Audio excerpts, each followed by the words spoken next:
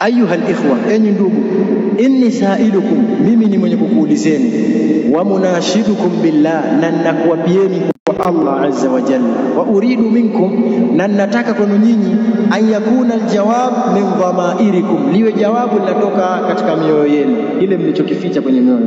Jawabu lisiwe, anasema la min awatifikum, lisiwe jawabu la utashi, kutokana na utashi wenu. Semeni kile kilichofichwa na mioyo yenu. Anasema min muqtadha dinikum, kutokana na kile ambacho kinahukumiwa na dini yenu. La min muqtadha taqlidikum, sio kile ambacho kinahukumiwa na taklidi yenu, yani ufuataji wenu wa watu bila hoja. Ma taqulun, mnasemaje na kuitakidi fi man yabtadi'una fi dinillah, katika wale ambao wanazua katika dini ya Allah, ma laysa minhu, jambo ambalo halipo, sawaan fima yataallaqu bi dhati llah wa sifati llah wa asma'i llah, sawa sawa katika wale ambao wanafungamana na dhati ya Allah na sifa zake na majina yake, au fima yataallaqu bi rasulillah sallallahu alayhi wasallam, au katika wale mambo ambao wanafungamana na mtume sallallahu alayhi wasallam. Thumma yaquluna, kisha wanasema, nahnu almu'azzimuna lillahi wa lirasulillah, sisi tunamtukuza Allah na mtume wa Allah. Ahaulai ahaqqu bi an yakunu mu'azzimina lillah, hivi hawa wanastahili zaidi wawe wenye kumtukuza Allah? Swali. Wao wamezua katika mlango wa itikadi, wamezua katika mlango wa ibada, halafu hawa kweli wanastahili zaidi kuwa wanamtukuza Allah? Jawabu maana yake nini? Haiwezekani, hawa mustahili. Anasema wali rasulillah, na wanamtukuza mtume wa Allah. Am ulaika alqaum, au wale ambao wale watu ambao alladhina la yahiduna qaida unmula, wale ambao hawakwepi kwa qaida unmula, kwa kile kiasi cha kidole.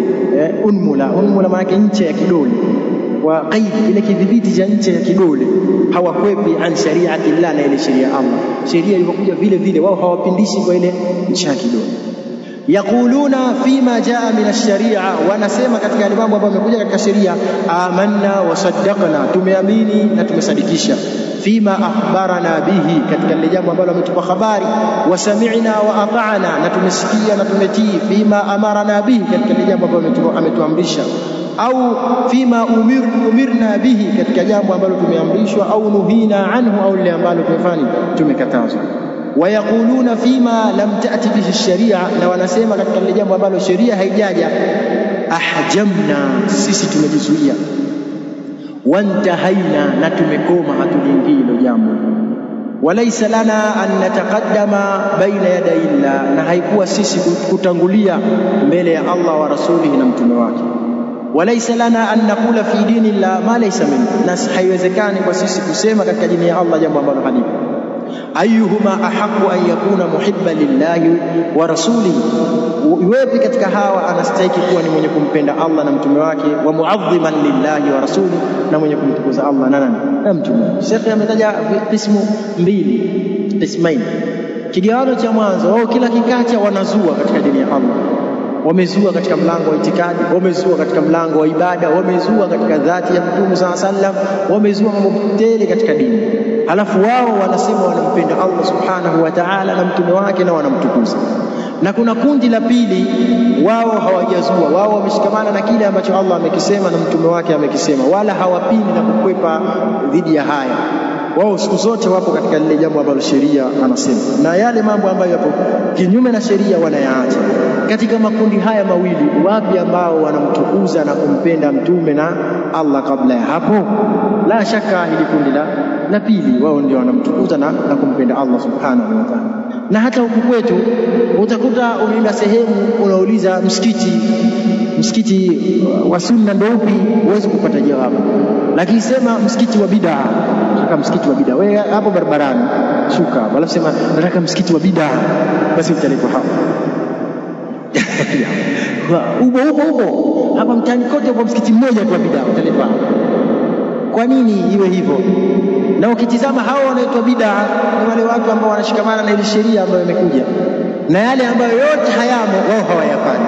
Hawa ndio wanaitwa na bid'a. Ahlus sunna ndio watu unapelekwa wale watu wa mudhikiri, hawa ndio ahlus sunna. Utapelekwa kule daraja bovu kule Bilali kule, wao wanaitwa Baladul Amin, unapelekwa. Ukisema ahlus sunna wal jamaa wapo, utapelekwa.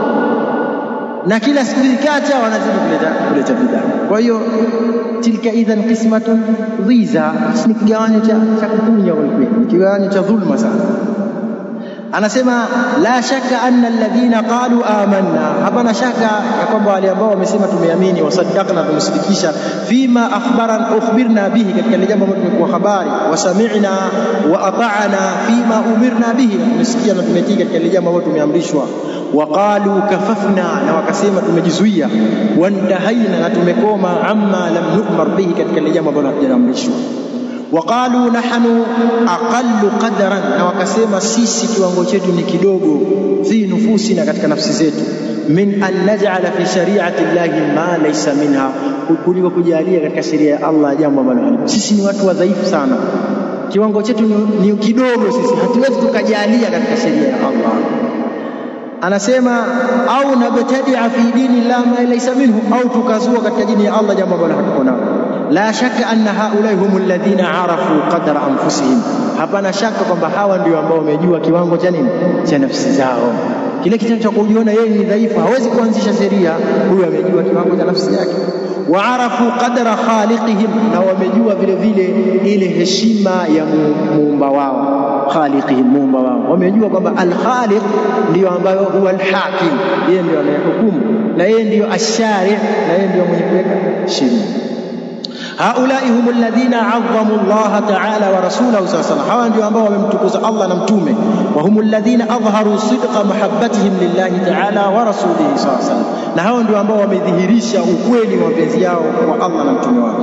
La ulaika alladhina yabtadi'una fi dinillahi ma laysa minhu, sio wale ambao wanazua katika dini ya Allah ile jambo ambalo halipo, fil aqida, katika aqida, au alqaul au qawli au alamal au matendo. Wa innaka lata'jabu min qaumin, haka wewe utastaajabu kutokana na watu, yaarifuna qaula rasulillahi sallallahu alaihi wasallam, wanaijua kauli ya mtume sallallahu alaihi wasallam, iyyakum wa muhdathatil umur, jiepusheni na mambo yenye kuzuka. Fa inna kulla muhdathatin bid'ah, sababu kila kinachozuka ni bid'ah. Wa kulla bid'atin dalala, na kila bid'ah ni upotevu. Wa kulla dalalatin fi an-nar, na kila upotevu katika moto. Wanaijua hii, anasema wayalamuna, na wanajua anna qawlahu, ya kwamba kauli yake mtume kulla bid'ah, kila bid'ah, hii kauli ya kusema kila bid'ah hii kulliya amma shamila musawwara bi aqwa adawati shumul wal umum. Anasema wanajua kwamba kauli hii kulliya ni yenye kuenea, kulliya ni ya jumla, amma ni yenye kuenea, shamila ni yenye kuzagaa. Na mimi tutafute Kiswahili tofauti sio, lakini zote kwa maana ni yenye kuenea. Musawwara imewekewa kinge, musawwara kwa maana mahsura, imedhibitiwa, bi aqwa adawati shumul, na zile ada za kuenea zenye nguvu, bi aqwa adawati shumul, na zile ada zenye kuenea zenye nguvu zaidi. Tukizungumza sisi katika mabahithi ya usulul fiqh, tukiambiwa taja siyaghu au al-alfaz allati tadullu ala al-umum, yale matamko ambayo yanajulisha juu ya kuenea. Jambo la mwanzo ni nini? Al-kull, sababu ndio nini? Ndio ummul bab, ndio mama wa mlango. Kullu maana yake kila kitu, hujaacha kitu. Kwa hiyo wanasema wanaifahamu hii. Anasema kull ambao ndio kull, walladhi nataqa bihadhihi alkulliya, na ambaye aliyetamka juu ya kulliya hii. Yani hapa Sheikh anazungumza masala haya, ni masala ya kiilmu. Nasema kwanza hii adawati ya kullu ni adawati ya nini? Ya umum, yani kulliya amma shamila. Hii adawati inatumika kullu bid'a, kwa maana kila bid'a. Lakini wakati mwingine anawezekana mtu akawa jahili kwa kutumia lugha ya Kiarabu, asijue pahala pa kutumia kullu akawa ametumia kitu kingine, na pahala ambapo hapahitajika kutumia kullu akatumia nini? Kullu. Kwa hiyo watu wakampatiliza, sawa imetumika kullu, lakini huyo aliyetimia hafahamu nini? Hafahamu kitu. Kwa hiyo yawezekana hakusudii kullu, anakusudia mambo mengine. Sasa Sheikh anasema walladhi nataqa bihadhihi alkulliyya, na ambaye aliyetamka hiyo kullu yenye kuenea, huku kuenea kwake alokutamka salawatullahi wa salamuhu alayhi, ni yule Mtume sallallahu alayhi wasallam. Ya'lamu madlula hadha al-lafz, anajua kinachojulishwa na hili nini? Tamko, sio kama mtu jahili. Wa huwa afsahul khalq, na yeye ndiyo kiumbe aliyokuwa fasaha zaidi.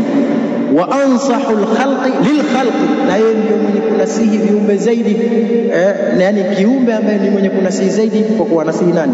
Viumbe. Yani hizi zote ni qara'in zinazokuonesha kwamba hii kullu kwa maana ya kullu. Kwa nini? Wakati mwingine inawezekana ikatumika adawati ya umum, lakini kisikusudiwe nini? Umum. Hapa umetumika adawatu ya umum, na aliyetumia anafahamu kwamba hiyo ndio nini, na yeye ndio afsah, ni fasaha zaidi. Kwa hiyo hakuna mtu anaweza akaja kumkosea. Wenyewe watu wa lugha wanasema afdalu man nataqa bidhat, yeye ndio mbora zaidi waliotumika lugha ya nini, ya Kiarabu. Wanatumia dhadi kwa sababu wanasema lugha ya Kiarabu inajipambanua na herufi ya dha.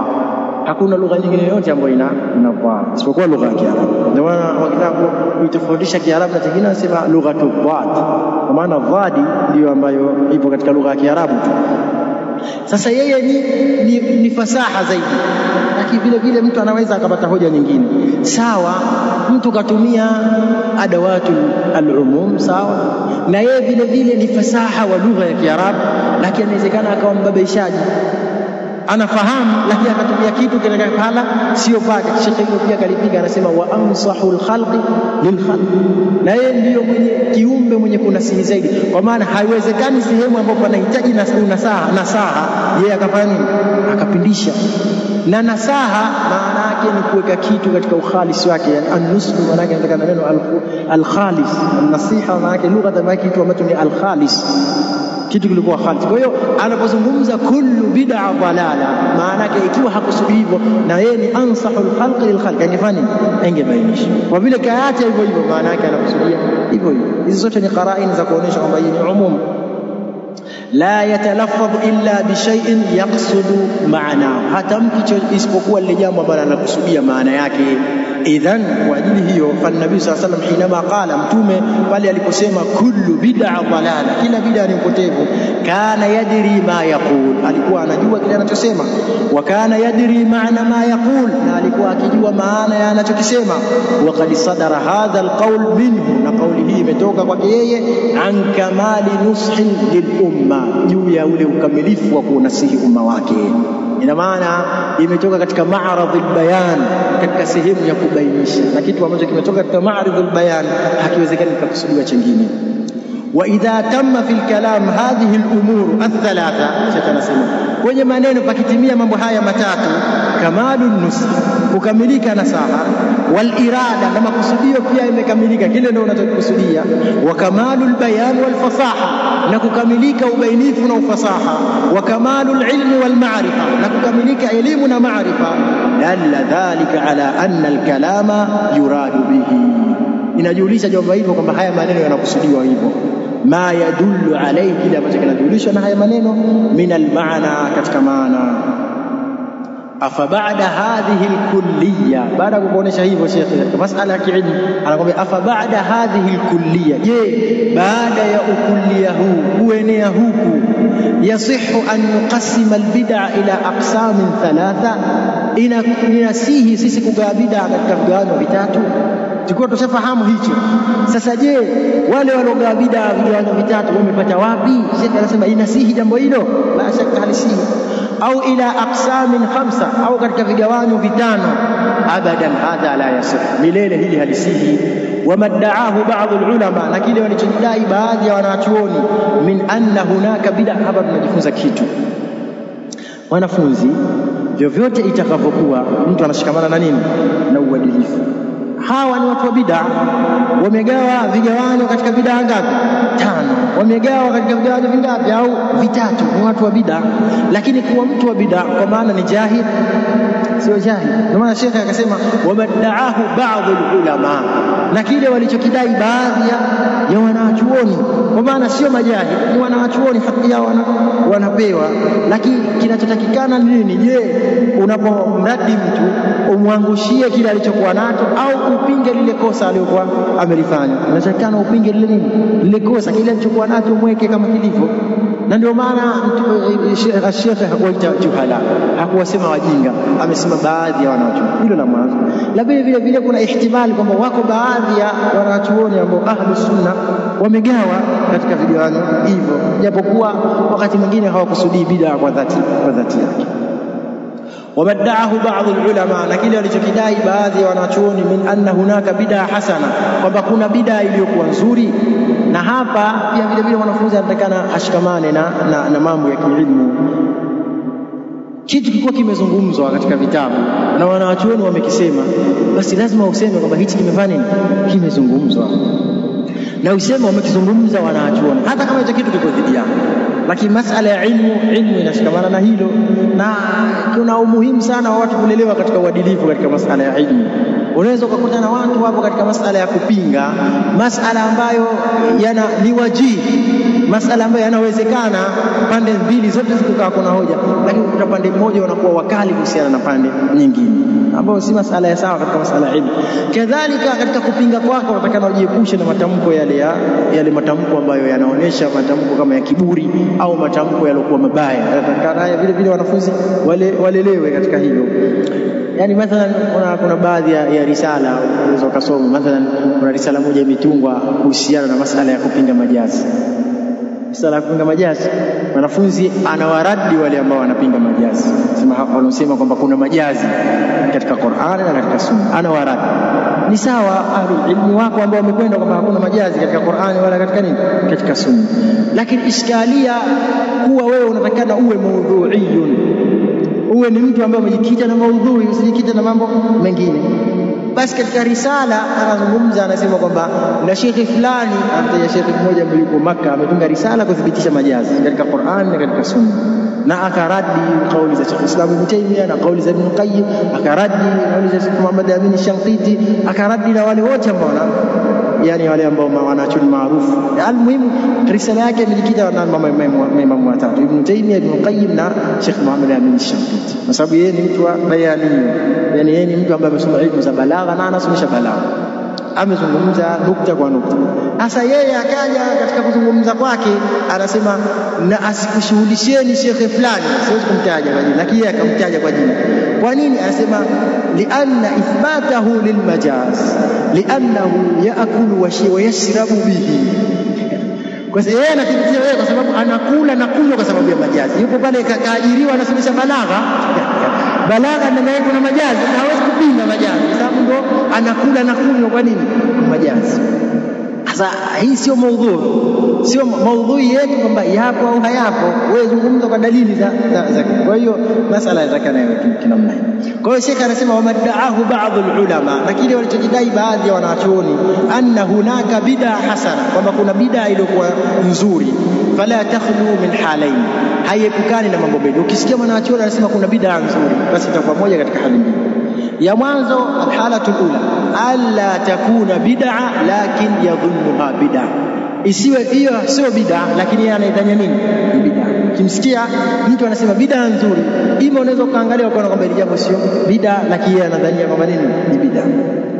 Ya pili anasema antakuna bid'a fahiya sayyi'a lakin la ya'lam an su'iha, inawezekana ikawa hiyo bid'a lakini tena bid'a yenyewe ni nini, ni mbaya, lakini hajui ubaya wake. Kwa hiyo ukimsikia mtu anasema bid'a nzuri, hali mbili, ima ukitizama hiyo sio bid'a sunna, au kwamba ni bid'a mbaya lakini hajui ubaya wake. Tupo. Kwa hiyo hakuna bid'a iliyokuwa nzuri, bid'a zote ni mbaya. Anasema fa kullu maddu'i annahu bid'a hasana, kila kilichodaiwa kwamba ni bid'a iliyokuwa nzuri, faljawabu anhu bihadha, jawabu lake ni kwa hili. Kwa hiyo usikimbilie tu kwamba kumtake mtu jambo gani. Na mara nyingi ukimkuta mtu anasema kuna bid'a nzuri na bid'a mbaya, wewe mkamate mwambie bid'a nzuri tunazijua, tuoneshe bid'a mbaya. Bid'a nzuri unajua, bid'a nzuri na maulidi bid'a nzuri, khitma bid'a nzuri, au sio? Kufunga kasmatu riziki bid'a nzuri, kufanya nini bid'a nzuri, hizi zote tunazijua nzuri. Sasa wewe tuoneshe bid'a mbaya.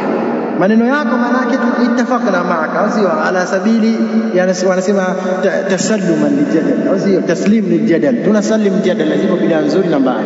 Hizi nzuri mimi tayari niko nazo, nionyeshe mbaya. Acha papatika mpaka maliza, hawezi kukuonyesha. Ataruka huku lakini hawezi kusema. Kwa sababu gani? Kwa sababu akisema hichi ni kibaya, hapo ndo tunaanza jidali, tunaanza kufungua hapo. Kwa nini hii ikawa mbaya, hii ikawa nzuri? Majawabu yake atapinga hizi zote ambazo anasema nzuri. Kwa hiyo hawezi kukutajia hao wote ambao wanasema kwamba kuna bid'a nzuri, hawawezi kukutajia bid'a mbaya. Zile zote ambazo bid'a wao wanasema ndio hizo bid'a nzuri. Hawezi kukutajia. Mmoja unamuuliza bid'a sawa nzuri, niletee bid'a mbaya. Sasa bid'a mbaya mfano kama kuvuta bangi, adhai huyu bid'a haijui. Yani mtu anakaa anavuta bangi, hii bid'a mbaya. Yani wewe mvuta bangi kumwendea anafanya nini mvuta bangi? Kwa hiyo ni watu ambao hiyo inawezekana ni bid'a mbaya, lakini haujui ubaya wake. فكل ما ادعي أنه بدعة حسنة كلا kilichodaiwa kama ni bid'a nzuri, faljawabu anhu bihadha, jawabu lake ni kwa hili. Wala hadha, na kwa jambo hili, fala madkhala li ahli albid'a, hapana maingio kwa watu wa bid'a, fi an yaj'alu min bid'ihim, kujalia zile bid'a zao bid'atan hasana, bid'a nzuri. Wa fi yadina hadha as-sayf as-sarim, na katika mkononi mwetu kuna huu panga wenye kukata. Hawezi kuingia mtu wa bid'a akasema kuna bid'a nzuri. Min rasulillahi sallallahu alaihi wasallam, upanga ambao unatoka kwa mtume, kullu bid'a wala, kila bid'a ni upotevu.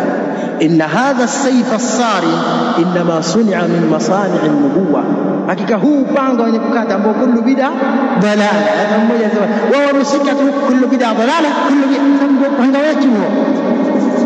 Hatuwezi tukauacha sisi katika mapambano. Bid'a hii anasema li anna hadha as-sayf as-sarim, sababu upanga huu wenye kukata, inma suni'a fi masani' an-nubuwah, umetengenezwa katika kile kiwanda cha utume.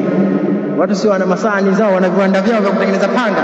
Hizi zimetengenezwa katika kiwanda cha utume wa risala na ujumbe. Innahu lam yusna'a fi masani'a muttariba, haujatengenezwa katika zile sehemu ambazo zina mashakashaka, mara hivi mara hivi. Anasema lakinnahu suni'a fi masani'in nubuwa, umetengenezwa katika pale sehemu pa yani kile kiwanda cha utume. Wasaghahu nabi, na aliotengeneza mtume sallallahu alaihi wasallam, hadhihi siyagha albaligha, katika muundo huu uliokuwa ulokwenda mbali. Anasema fala yumkin liman biyadihi, haiwezekani kwa wale ambao mikononi mwake kuna mithlu hadha as-sayf as-sarim, mfano wa mpanga huu wenye kukata, an yuqabilahu ahadun bibid'a, kuja kukabiliana na yoyote ana bid'a zake. Yaqulu innaha hasana, akawa anasema hizo ni nzuri. Wa Rasulullah sallallahu alaihi wasallam yaqulu kullu bid'a dhalal, kila bid'a nini? Huu ni upanga mkali kweli, unakata. Wakaanni ahissu, anasema Sheikh baada ya kusema maneno haya, anasema wakaanni ahissu, kama kwamba mimi nahisi, anna fi nufusikum, kama katika nafsi zenu, dabiban, kuna kitu kinatembea. Nahisi nilipokuwa nazungumza maneno hayo, kuna watu katika nafsi zao kuna mambo yanatembea sasa. Yaqulu, ambao hicho kinachotembea kinasema, ma taqulu fi amiri almu'minin, unasemaje kuhusiana na amiri wa waumini Umar ibn al-Khattab radhiyallahu anhu, al-muwaffaq, Umar ibn al-Khattab aliyowafikishwa lisawab, katika usawa. Hinama amara Ubay ibn Ka'b, wakati alipomwamrisha Ubay ibn Ka'b wa Tamima ad-Dari, na Tamim ad-Dari, an yaquma bin nas fi Ramadan, wasimame wawasawishe watu Ramadhani.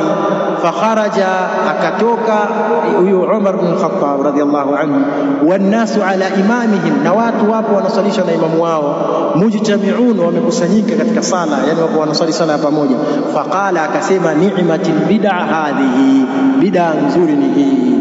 Wallati yanamuna anha, na wale ambao wanalala hawaswali hii sala ya tarawih, wanaacha hii bid'a ile kwa nzuri, kwamba anasema afdal min allati yaqumun, hawa ni bora zaidi kuliko hawa ambao wamesimama sasa, kwa sababu sala ya yani afdalus sala salatul layl, sala ile kwa bora ni sala ya usiku, au sala akhirul layl, ya mwisho wa usiku. Kwa hiyo wale ambao wanalala wanakuja kuinuka mwisho wa usiku, kwa sababu wana fadhila ya ule wakati, waqtul ijaba, wakati wa kujibiwa dua. Kwa hiyo sala yao inakuwa ni bora zaidi kuliko yule mtu ambaye anasala sala usiku mwanzoni mwa usiku. Ndio maana Umar akasema, walikuwa masahaba hawasali kwa jamaa msikiti mzima, kila mmoja mwingine akamata mmoja, wengine wawili wasali Ramadhani.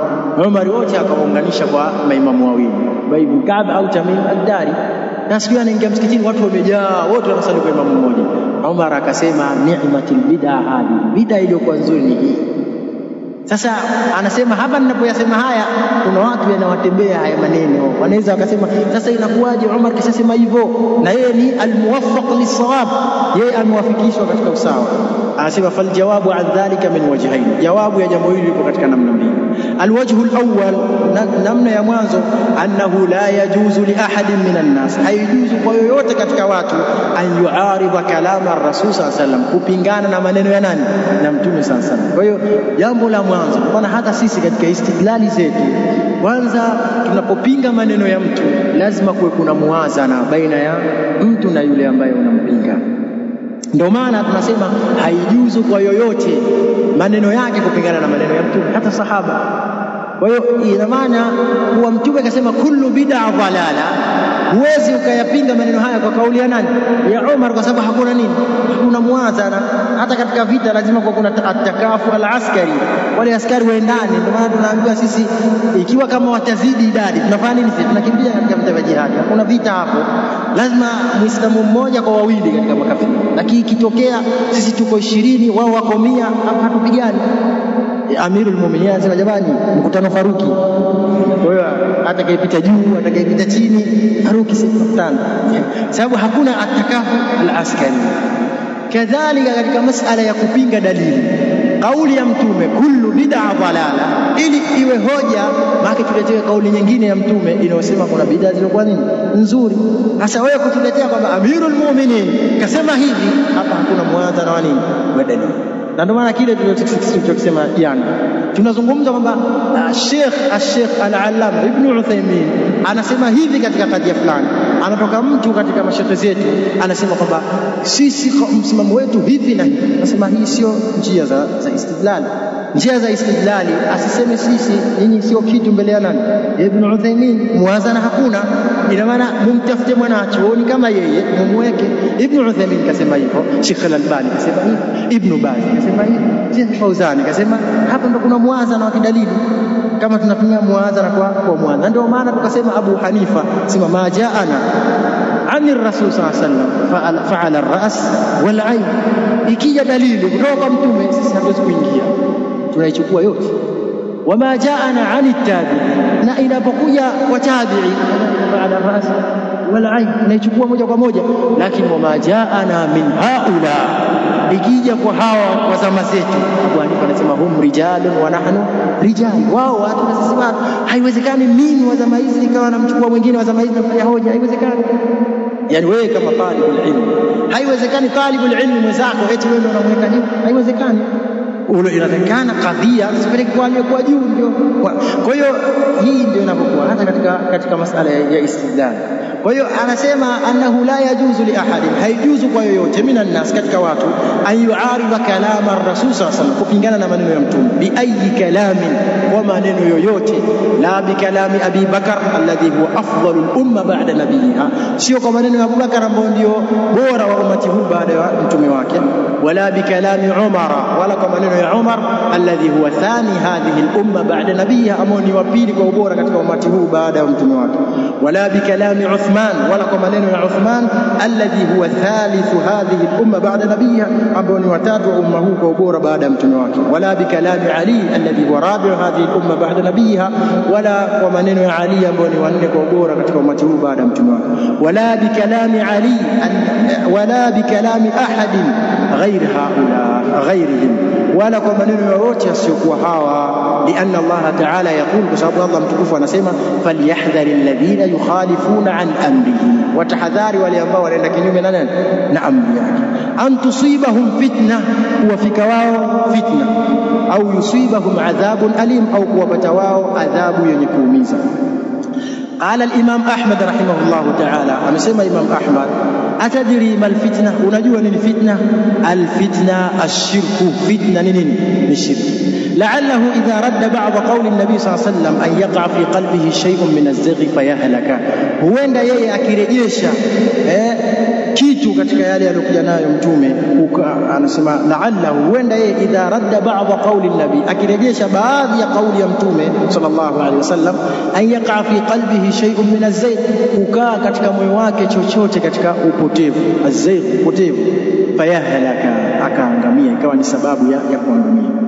وقال ابن عباس رضي الله عنهما ابن عباس amesema yushiku an tunazzala alaykum hijaran min as-samaa. Ibn Abbas ndio mwanzo anasema wa dalili. Ibn Abbas anasema inakaribia kuteremka juu yenu mawe kutoka mbinguni.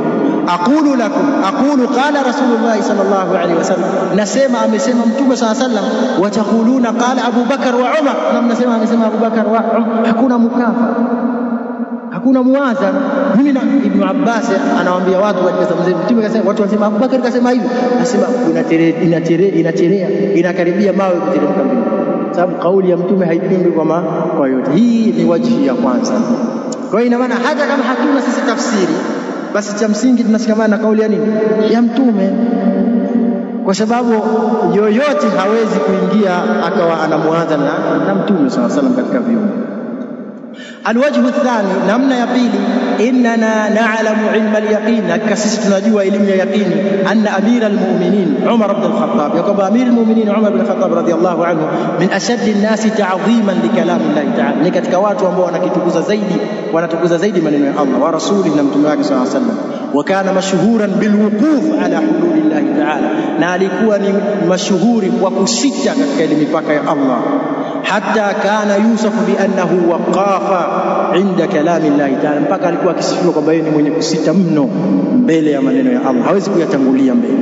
Anasema wama qissatil mar'a, na hakikuwa kile kisa cha mwanamke alati arabatu, ambaye aliyempinga Umar, in sahhatil qissa, ikiwa kisa ni sahihi kitasihi, fi tahdidil muhur, katika kuwekea ukomo maalum mahari. Yani Umar aliwaambia watoto wa mtume sallallahu alaihi wasallam, watoto wake hakuna aliozidi wakia 12, hakuna aliozidi ya wakia 12. Sasa inakuwaje mahari mnayafanya ghali? Mahari yawe dirham 400, akaika dirham 400, na maana akafanya tahdidi ya mahari yasizidi dirham 400. Mwanamke akaja akampinga baada ya kumaliza tu hizo kisa ni sahiha, kikiwa kitasema sahatil qissa. Mwanamke akamwambia ya Umar, unaweka tahdidi ya mahari wakati Allah subhanahu wa ta'ala amesema katika Qur'ani, wa in aradtum istibdala zawjin makana zawji, ikiwa kama mnataka kubadilisha, kuacha mke mkaoa mke mwingine, wa ataytum ihdahunna qintara, hii ndio mahallu shahid. Wa ataytum ihdahunna qintara, na yule mnataka kumwacha mwanzoni mlimpa qintara, ambao ndio mahari yake.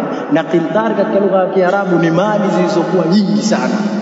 Sasa wewe unamwambia dirham 400, Allah kazikiri kwamba fala ta'khudhu minhu shay'a, msichukue chochote katika hiyo, watu ende zake, msichukue. Kwa hiyo Allah subhanahu wa ta'ala hakupinga wanawake kutoa mahari nyingi.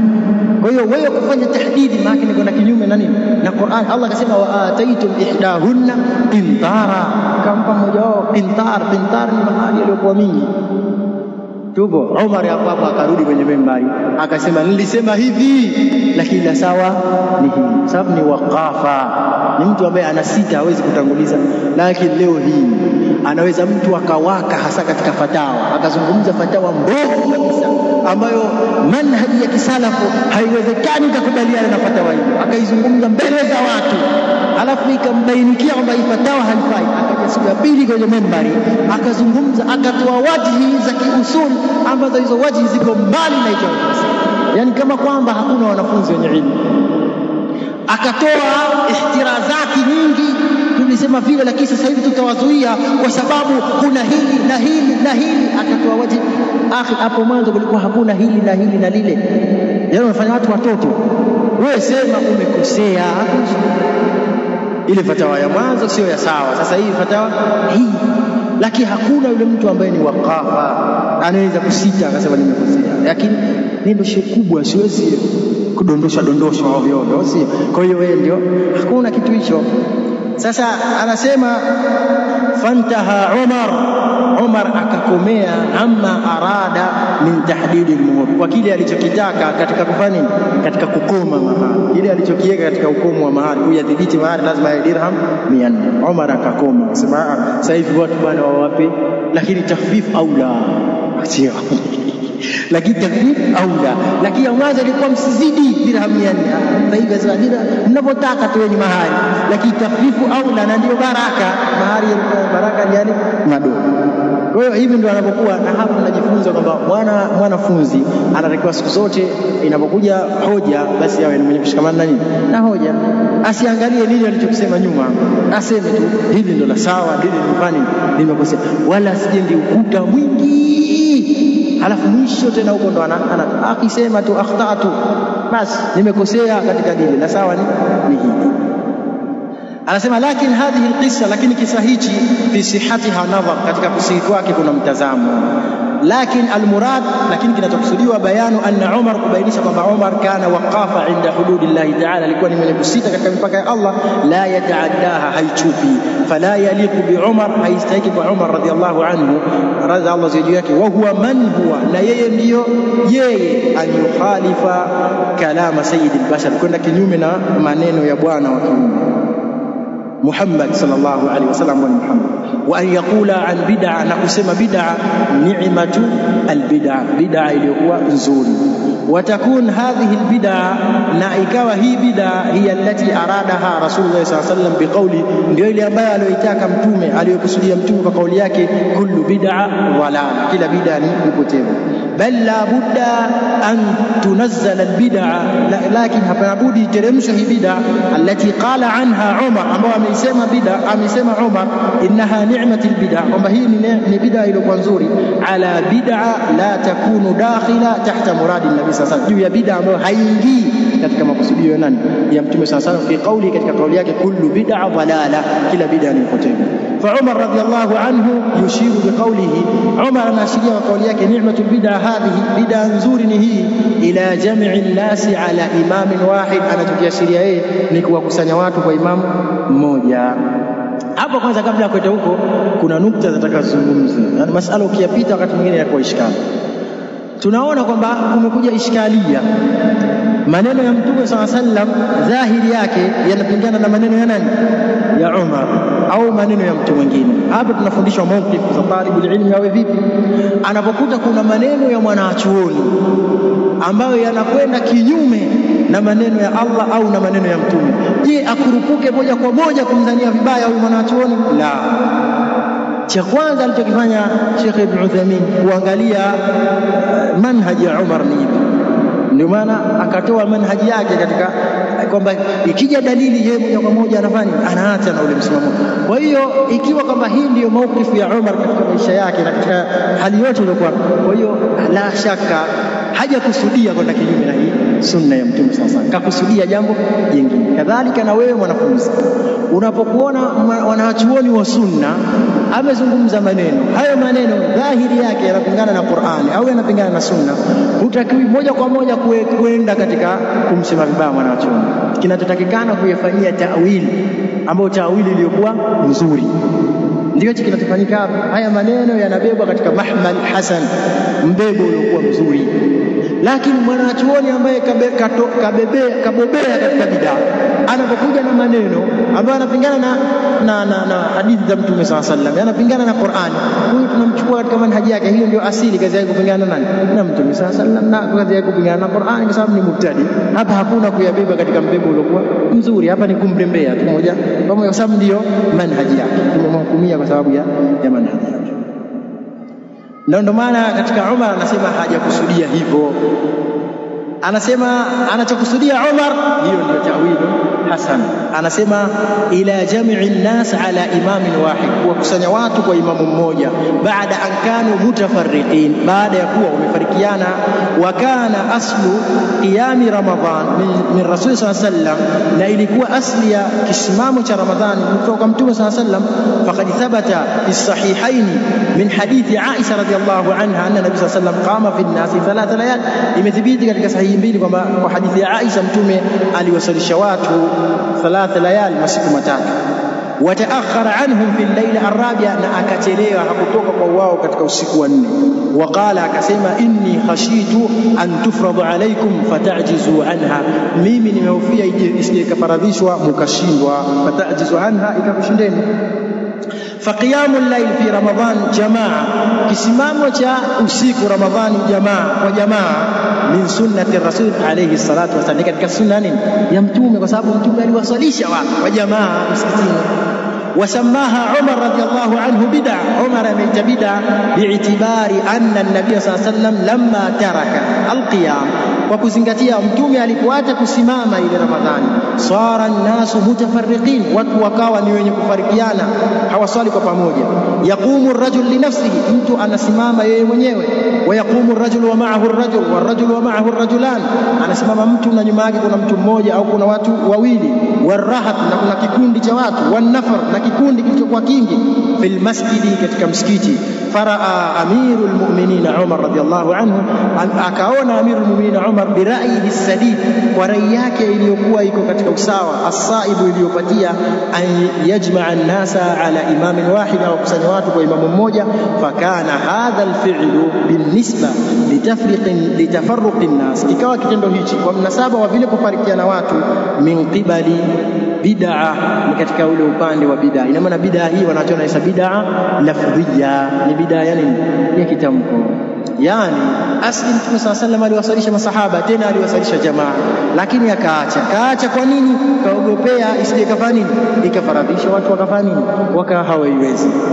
Kwa hiyo Umar alichokifanya hakuzua jambo jipya, bali amerejesha, kwa sababu sasa haitofaradhishwa, hakuna tasrih baada ya kufa Mtume. Sasa dini isikamilika. Kwa hiyo alichokifanya ni kuwasanya wote kwa imamu mmoja. Jambo hili katika wakati ule lilikuwa halikuzoeleka, ndio maana akasema bid'a iliyokuwa nzuri ni hii, lakini sio mambo mengine ambayo anasema bid'a nzuri ambayo watu wanayasema katika membari au katika sehemu nyingine. Kwa hiyo hiyo ndiyo mahmali iliyokuwa nzuri ya maneno ya Umar. Anasema min qibali bid'a, katika upande wa bid'a, fahiya bid'a i'tibariya, ni bid'a ya mazingatio maalum, idhafiyya, ya kuegemeza, walaysat bid'a mutlaqa, sio bid'a ya moja kwa moja, insha'iyya, ya kuanzisha. Ansha'aha Umar radiyallahu anhu, ambao ameanzisha Umar, lianna hadhihi sunna kanat mawjuda fi ahdi ar-rasul sallallahu alayhi wasallam, kwa sababu sunna hii ilikuwa inapatikana katika wakati wa mtume.